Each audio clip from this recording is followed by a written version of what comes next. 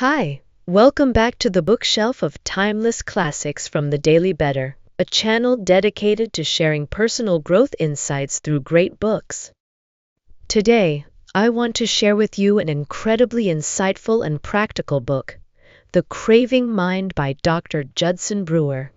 Dr. Brewer is a leading thinker in the field of self-control. He's the head of the Department of Medicine and Psychiatry at UMass Medical School, teaches at Yale University, and conducts research at MIT. As Shakespeare once said, "Desire is like a burning coal, it must be cooled, or it will consume the soul." Because the more desire gives you, the harder it becomes to stop. It grows and expands like a bottomless black hole, endlessly swallowing you up, robbing you of self-control, and slowly destroying your life.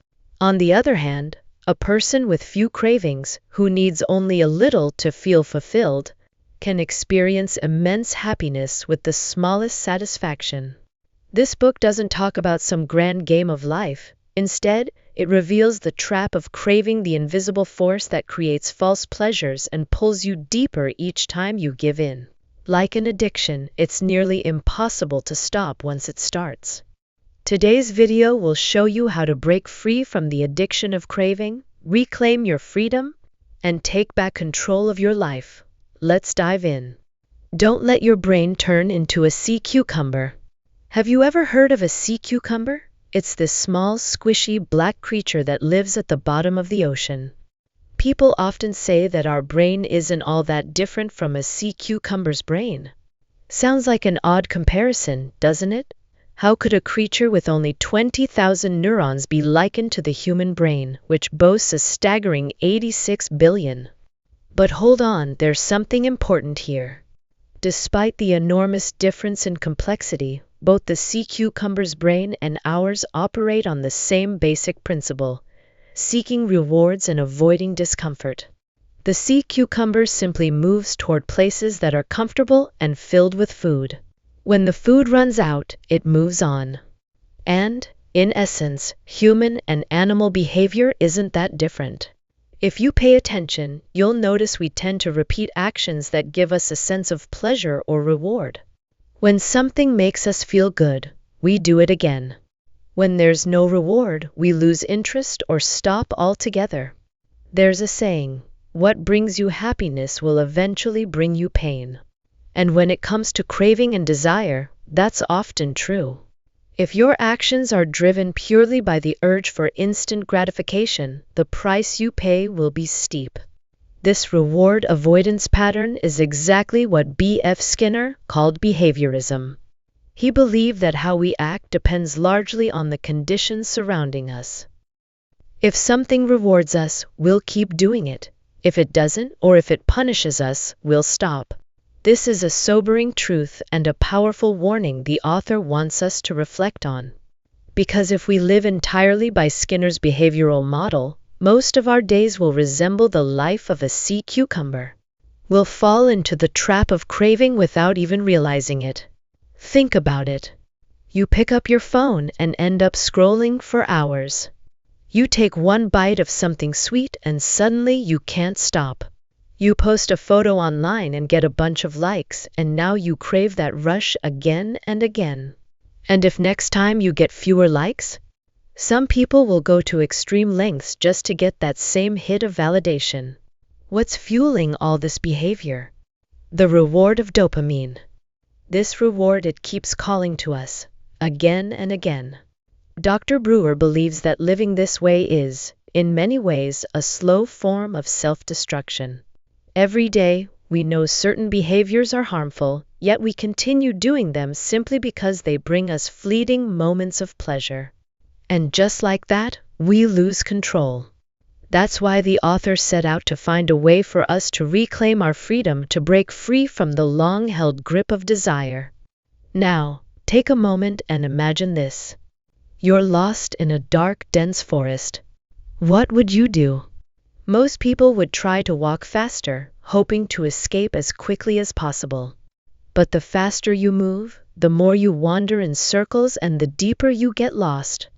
This frantic movement is no different from how we try to solve problems in our daily lives, relying on conditioned responses without ever stopping to truly reflect. Dr. Brewer tells us, the only way out of that forest is to stop. Stop immediately. Pause, reorient yourself, and only then can you begin to find the path out.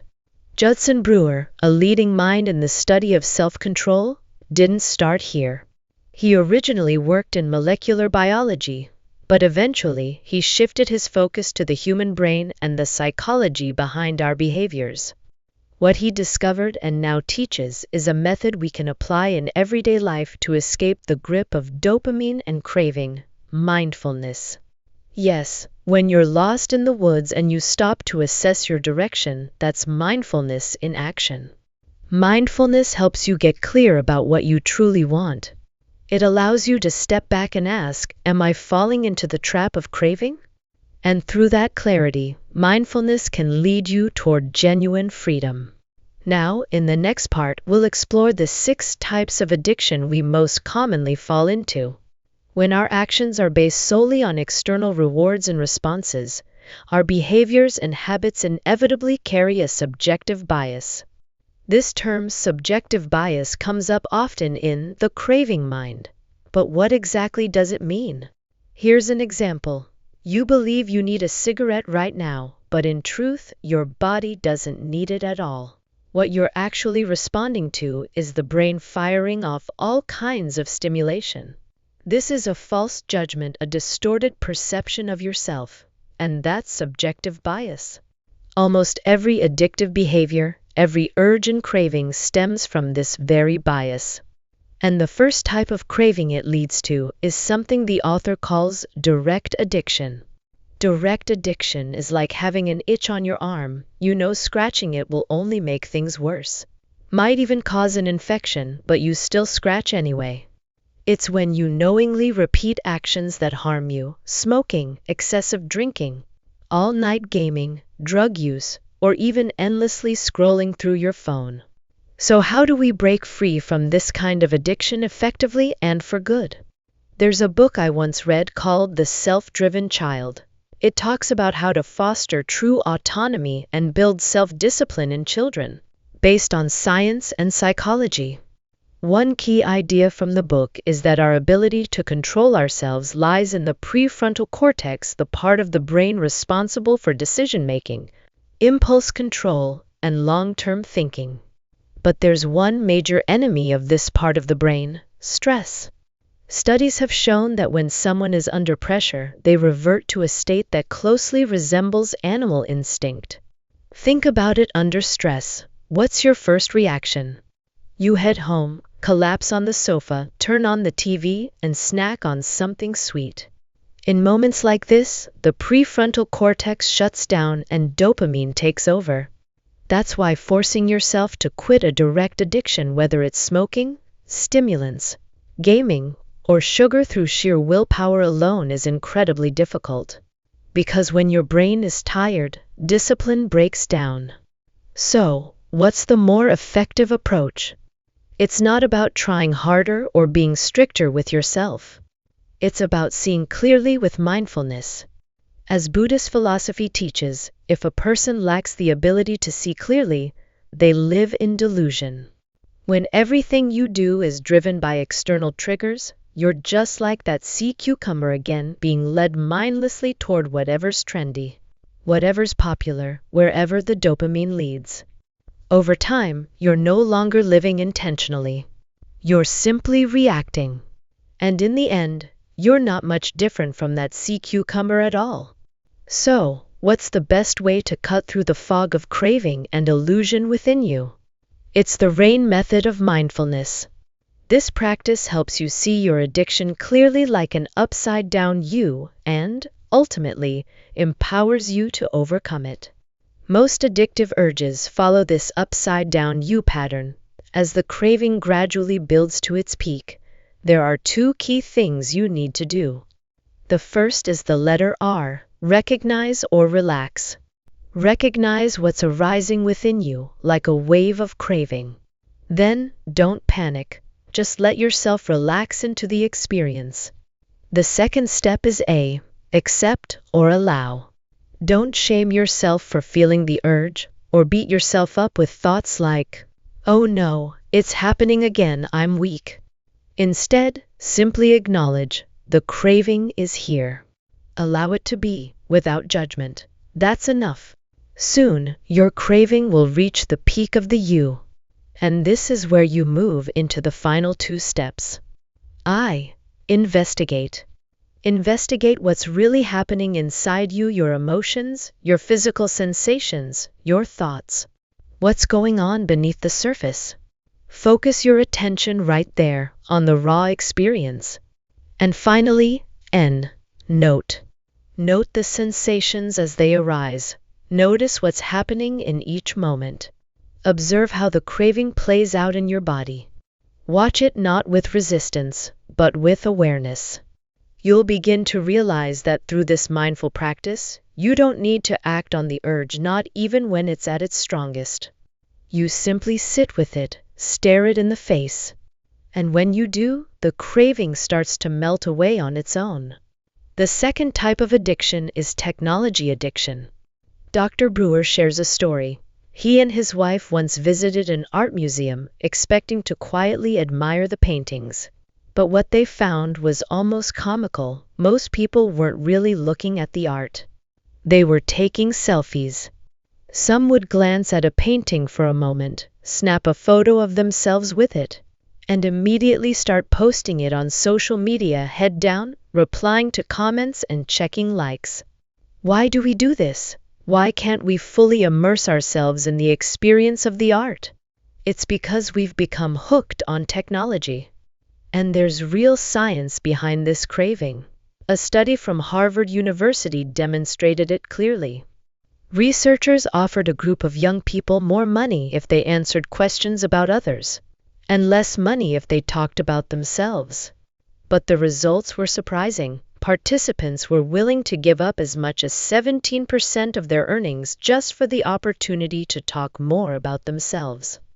In truth, our addiction to smartphones, tablets, and computers isn't just about the devices. It's about connection. These tools connect us to others, and through that connection, we get to talk about ourselves. Even in everyday conversations, if you pay attention, you'll notice this pattern.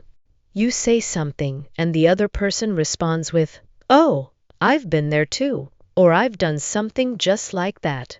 And then, somehow, the topic always shifts back to them. Because people love to talk about themselves. Scientists have tracked this in the human brain. When someone talks about themselves, a region called the nucleus accumbens lights up, a key part of the brain's reward system. It's like a glue that makes it hard to break free from the pull of technology. But just like with other cravings, we can turn to the RAIN method to help. By recognizing the urge, accepting it, investigating the sensations, and noting the experience moment by moment, we can become more aware of our desire to reach for the phone, and gradually, that craving will begin to fade. The third type of addiction is self-addiction. Now, while tech addiction is closely tied to this, self-addiction goes beyond just wanting to be seen or praised. It's about how we subjectively construct our identity. Our ego tends to form itself through the feedback we receive, especially when that feedback comes in the form of rewards. In other words, who I believe I am is often shaped by how much praise or response I've gotten over time. For example, let's say you watch videos from the Daily Better and leave comments like, "This channel brings so much value to the community." Naturally, I might begin shaping my self-image around that positive feedback, and the more I hear it, the more that identity becomes solidified. But here's the problem. There are also negative responses, people who call us lazy, fake, incompetent, unattractive, outdated, and so on. And without realizing it, we can become addicted to these negative judgments too. We start internalizing them, letting them define us even when they're one-sided, unfair, or completely false. So what does a mentally healthy person look like? It's someone who knows how to define themselves at the balance point between both extremes. They're aware that others might see good or bad in them, but they choose to stay in a centered state. Because if someone becomes addicted to positive feedback, they run the risk of developing narcissistic personality disorder. A French psychologist once studied this pattern and explained that people with narcissistic tendencies are often the ones who struggle the most. They complain constantly. They're never satisfied. They exaggerate their importance, believing they must always be the best, the first, the most respected. If someone's 5 minutes late, they assume it's a sign of deep disrespect. They can't admit when they're wrong and often react with anger when their flaws are pointed out. On the opposite end of the spectrum are people with borderline personality disorder. These individuals absorb negative feedback so deeply that they lose all sense of self. They live in fear of rejection and emotional separation from loved ones. Their emotional state is unstable, and they carry a lingering sense of emptiness inside. To cope with that emptiness, they may seek constant attention just for a short hit of dopamine to make the pain go away. And all of this, again, comes from a subjective bias of the self. So what's the way out? It's this: stop immediately. Use mindfulness to steady yourself. When feedback comes from the outside world, whether it's praise or criticism, the first thing to do is be still. Don't rush to feel proud. Don't rush to feel offended, angry, or panicked. Take a breath. Remind yourself these are just comments. Let them be. When you apply mindfulness to face external feedback directly, you'll find yourself able to hold the middle ground. And in that space, you stay grounded, balanced, and free. The fourth type of addiction that many of us suffer from is the addiction to distraction. So, what does that mean? It's when we easily drift into daydreaming and lose focus, with thoughts about the future constantly flooding our minds. What should I do next? Where will I go next week? And so on. Statistics show that office workers spend up to 50% of their time being distracted, caught between the present and things that haven't even happened yet. This is actually a form of addiction, because when you think this way, your brain gets stimulated and produces a sense of happiness inside those fantasies. That feeling is real, but it's important to distinguish between happiness in a dream and happiness in reality. Because when the dream ends, life has already passed by. Every moment spent addicted to distraction costs you a moment in the present. And the most dangerous part is that the joy you feel in daydreaming is a subtle deception. It can leave you even more stressed. When the dream fades and reality hits, the tasks in front of you remain unfinished, and anxiety rises. There's a scientific explanation for this, mentioned in the book Thinking, Fast and Slow. Our brain operates using two thinking systems, System 1 and System 2. When we think deeply and seriously, we use the dorsolateral prefrontal cortex. But when we're lost in thought and distracted, the posterior cingulate cortex and medial prefrontal cortex take over. This is called the default mode network. If you often struggle to focus, it means your default mode is always switched on. People with constantly active default mode networks are usually those who haven't practiced mindfulness or meditation.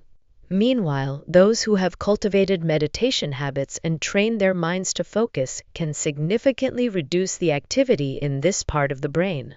As a result, they're not easily distracted. So, the best way to break free from the addiction to distraction is to practice mindfulness. The next form of addiction is the addiction to rumination. But this kind of rumination isn't about thinking of what's to come.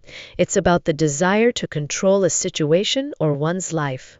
This often happens to people who are preparing for a competition, whether in sports, music, the arts, or academics. Wanting to win or succeed isn't wrong. But when your thoughts become obsessive, you fall into a kind of mental addiction that leads to anxiety and fixation. At this point, mindfulness becomes the most effective way to break free. When you can relax and stay aware in the present moment, thoughts of winning or losing no longer become obstacles. Instead, they become fuel that helps you perform better and more effectively. And then comes the final type of addiction, the addiction to being in love. When trapped in this cycle, we crave the emotional highs of love and long for them to last forever. But in reality, when love ends, the hormones subside and everything returns to normal. If we can't accept that, we keep chasing after new relationships just to trigger dopamine again, to fill the void and satisfy our own longing. Similarly, when someone has a habit of pursuing love, their striatum, the reward center of the brain, lights up intensely. The thrill of the chase excites them, but once they have what they want, the feelings quickly fade, and they struggle to maintain deep, lasting connections. So, how do we calm the overactivity of the striatum? The author offers this insight. Instead of pouring all your love into one person, cultivate compassion. That too is a form of love, but broader, more open, directed toward many people. Because if you focus only on one person, you may miss out on the deeper meaning of love. From this perspective, those who are overly consumed by romantic love may actually be in love with themselves more than with the other person. It stems from a feeling of inner lack, a need for someone else to complete them or validate their worth. And when that happens, relationships become fragile and people grow selfish. Of course, this doesn't mean you shouldn't love someone deeply.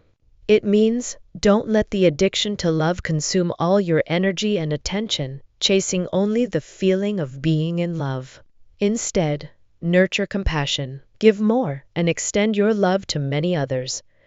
Practicing stillness and mindfulness helps ease the ego, softens selfishness, and nurtures a love that flows from within, connecting you with people and with the world around you. After examining 6 common types of human addiction, you might come to a profound realization. The way we've been searching for happiness is leading us in the wrong direction. From Buddhism to modern psychology, all voices echo the same warning: stop chasing fake happiness. This entire book revolves around a single message: practice mindfulness and be fully present in the moment. But more specifically, how do we actually become mindful and stay present?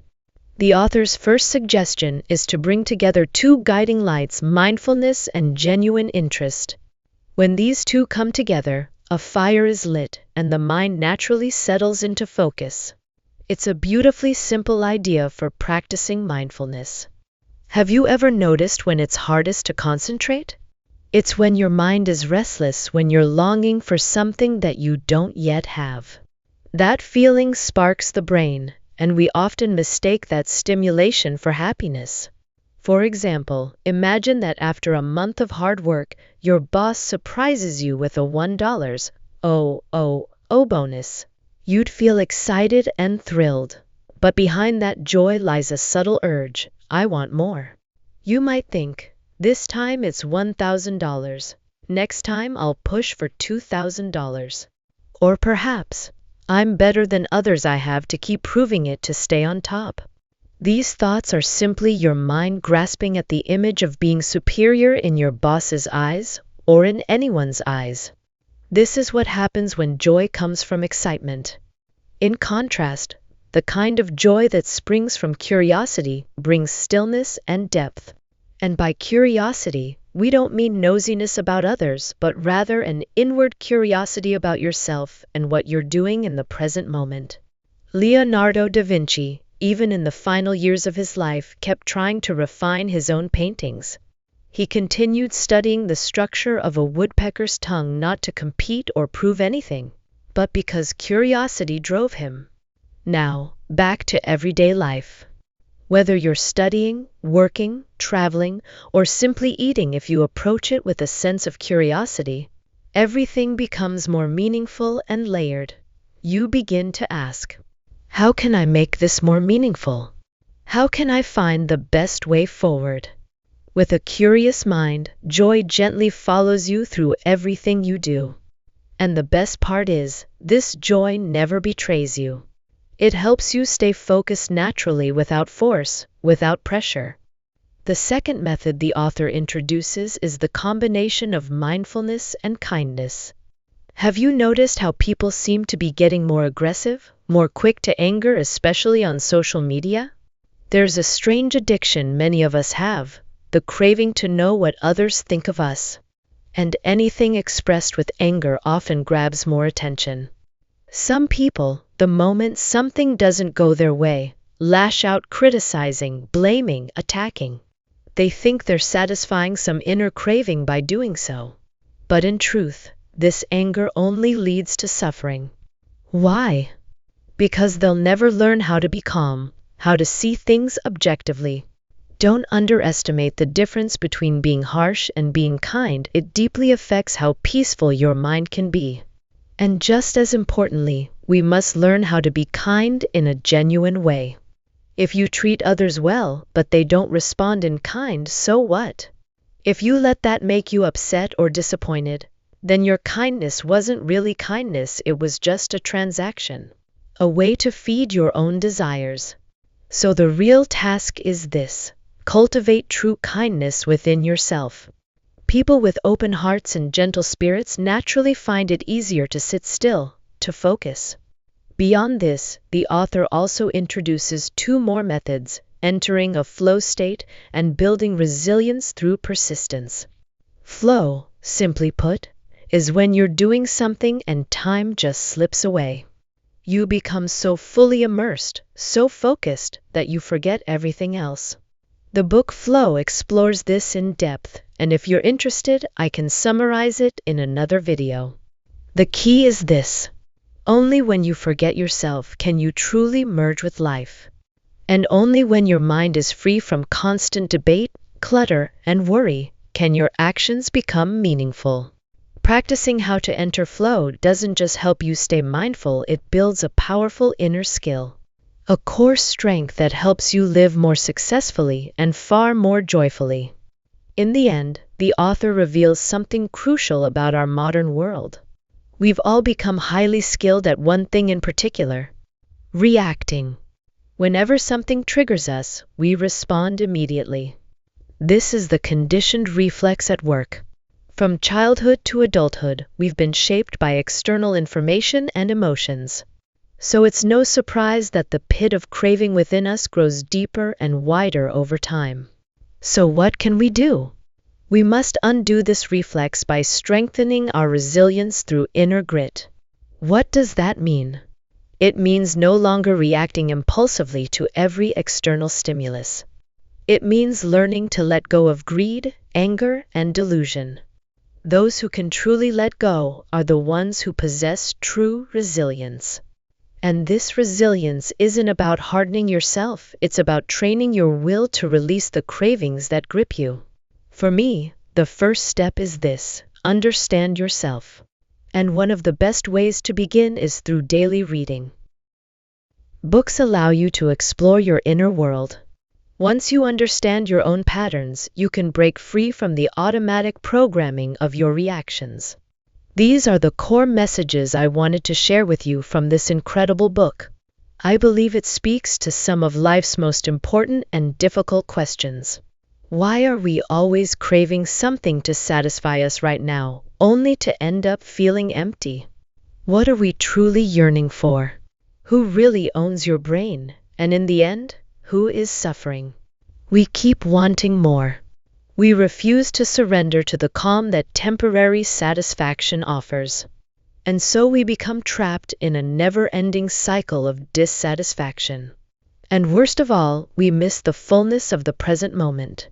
But this book, along with others I've shared about mindfulness, I believe they can help you break free from illusion, from desire, from the invisible chains we've carried for so long.